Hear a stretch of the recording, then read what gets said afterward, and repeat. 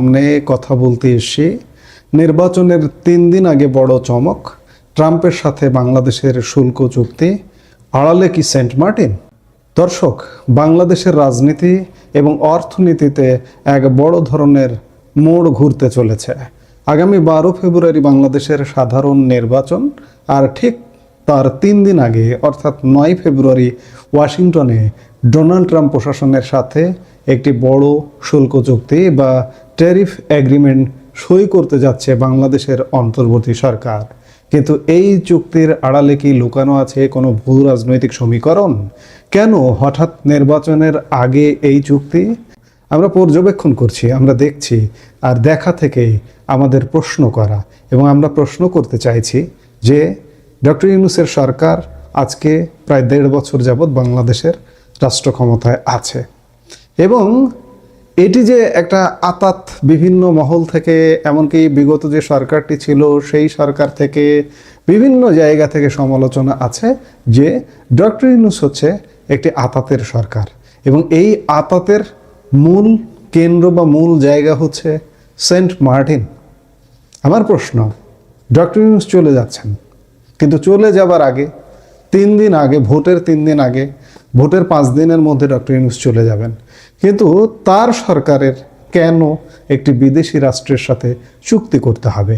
এই চুক্তির নেপথ্যে কি এই যে 1.5 বছর যাবৎ যে শাসন করলেন, সেই শাসনের কি চূড়ান্ত পেরেকটা গেঁথে যাওয়া? সেই থেকে কি ডক্টর ইউনূসের প্রশাসনের পক্ষ থেকে ভোটের 3 দিন আগে মার্কিন মুল্লুকে গিয়ে বাণিজ্য চুক্তি করতে হচ্ছে? আর কটা দিন পর একটি নির্বাচিত সরকার এসে কি এই বাণিজ্য চুক্তিটি করতে পারতো না? এই যে চুক্তি সই অনুষ্ঠানটি, এই অনুষ্ঠানটিতে নেতৃত্ব দেওয়ার কথা ছিল বাণিজ্য উপদেষ্টা শেখ বসির উদ্দিনের।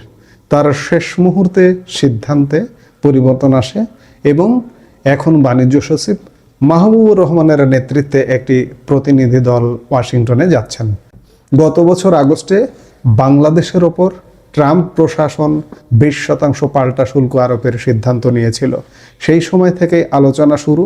9 ফেব্রুয়ারি এই সমঝোতাটি আনুষ্ঠানিকভাবে চুক্তির রূপ পেতে যাচ্ছে। প্রশ্ন হলো, বাংলাদেশের অর্থনীতির জন্য এটি কি শুধু স্বস্তি, নাকি এর পেছনে অন্য কোনো বড় শর্তের বেড়াজালে আবদ্ধ হতে যাচ্ছে বাংলাদেশ?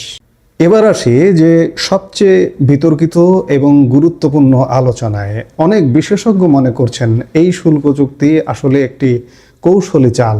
মার্কিন প্রেসিডেন্ট ডোনাল্ড ট্রাম্পের নজর বহুদিন ধরেই বাংলাদেশের একমাত্র প্রবাল দ্বীপ সেন্ট মার্টিনের ওপর। কেন এই দ্বীপটি এত গুরুত্বপূর্ণ? প্রথমত, এটি কৌশলগতভাবে এমন এক জায়গায় অবস্থিত যেখান থেকে পুরো দক্ষিণ এশিয়া এবং বিশেষ করে ভারত ও বঙ্গোপসাগরের ওপর কড়া নজরদারি চালানো সম্ভব। আমেরিকা সেন্ট মার্টিনে একটি সামরিক ঘাঁটি নির্মাণ করতে চায় বলে দীর্ঘদিন ধরে গুঞ্জন রয়েছে। আওয়ামী লীগ নেতারা, এমনকি আওয়ামী লীগ প্রধান শেখ হাসিনা নিজেও তার ক্ষমতাচ্যুতির পেছনে এই সেন্ট মার্টিন দ্বীপ না দেওয়ার বিষয়টিকে দায়ী করেছিলেন বহুবার। এখন নির্বাচনের আগ মুহূর্তে এই শুল্ক চুক্তি কি সেই সেন্ট মার্টিন দখলের প্রথম ধাপ? এই চুক্তির বিনিময়ে কি আমেরিকা সেন্ট মার্টিনে নিজেদের প্রভাব বিস্তার করতে চাইছে? যদি সেন্ট মার্টিন মার্কিন সামরিক উপস্থিতি তৈরি হয়, তবে সেটি ভারতের জন্য বড় উদ্বেগের কারণ হয়ে দাঁড়াবে। দিল্লির জন্য এটি হবে একেবারে ঘরের পাশে মার্কিনীদের ওয়াচ টাওয়ার। ফলে এই চুক্তি শুধুমাত্র ঢাকা ওয়াশিংটন দ্বিপাক্ষিক বিষয় নয়, বরং এটি ভারত ও দক্ষিণ এশিয়ার ভূ রাজনীতিতে বড় ধরনের কম্পন তৈরি করতে পারে। একদিকে অর্থনৈতিক স্বস্তি, অন্যদিকে ভূ রাজনৈতিক সার্বভৌমত্ব। বাংলাদেশ এখন এক কঠিন পরীক্ষার মুখোমুখি। 9 ফেব্রুয়ারির এই চুক্তি শেষ পর্যন্ত বাংলাদেশের মানচিত্রে কোনো পরিবর্তন আনবে কিনা, সেটাই এখন দেখার বিষয়। দর্শক, আপনারা ইতিমধ্যেই গত 1.5 বছরের মধ্যে নানা ঘটনা দেখেছেন। মার্কিন যুক্তরাষ্ট্রের সাথে আমাদের স্বার্থ বিকিয়ে বাণিজ্য।